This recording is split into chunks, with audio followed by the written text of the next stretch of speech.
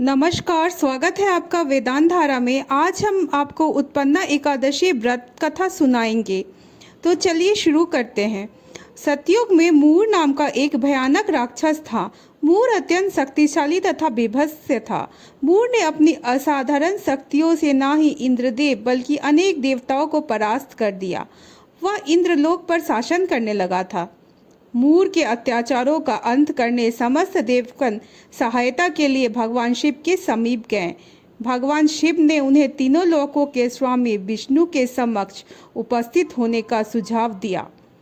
भगवान विष्णु देवताओं की सहायता के लिए राक्षस मूर को पराजित करने का निर्णय लिए। भगवान विष्णु अन्य देवताओं के साथ चंद्रवती नामक नगर में पहुँचे।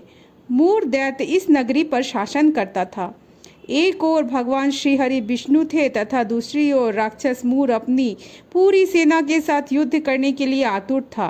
पौराणिक कथा के अनुसार भगवान विष्णु ने अपने सुदर्शन चक्र तथा दिव्य गदा से मूर की संपूर्ण सेना को नष्ट कर दिया, लेकिन भगवान विष्णु के समस्त अस्त्र शस्त्र मूर राक्षस की शक्तियों के समक्ष अप्रभावी सिद्ध हुए।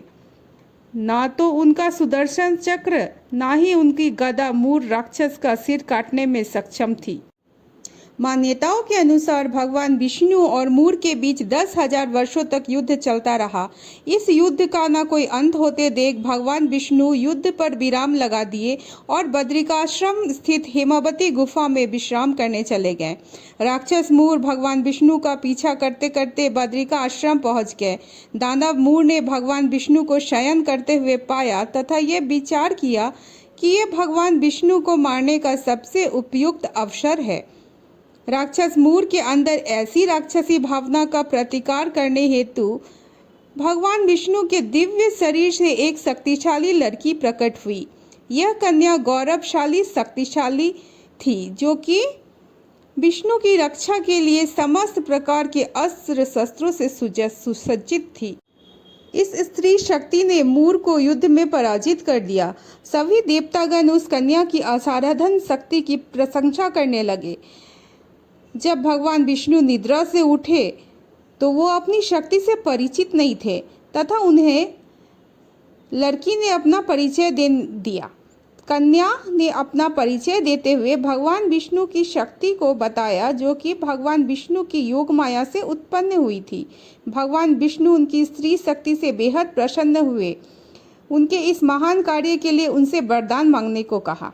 कन्या ने कहा, कृपया मुझे ऐसी शक्ति प्रदान करें जिसके प्रभाव से मेरे निमित्त व्रत पालन करने वालों के समस्त पाप नष्ट हो जाए तथा उन्हें मोक्ष की प्राप्ति हो जाए।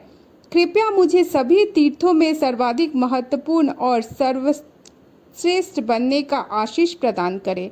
मुझे ऐसा वरदान दे प्रभु कि मैं अपने भक्तों के धर्म, धान्य तथा मोक्ष प्रदान करने में सक्षम हो जाऊं।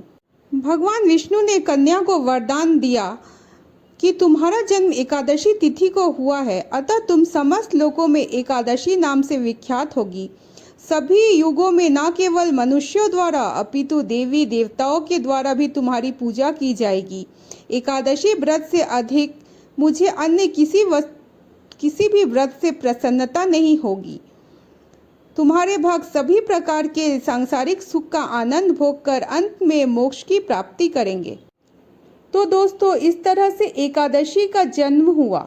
भगवान विष्णु ने बताया कि जो भी मनुष्य या देवता एकादशी का व्रत शुरू करना चाहते हैं उनके लिए सर्वश्रेष्ठ दिन व्रत शुरू करने की उत्पन्ना एकादशी ही है, क्योंकि इसी दिन एकादशी का जन्म हुआ था।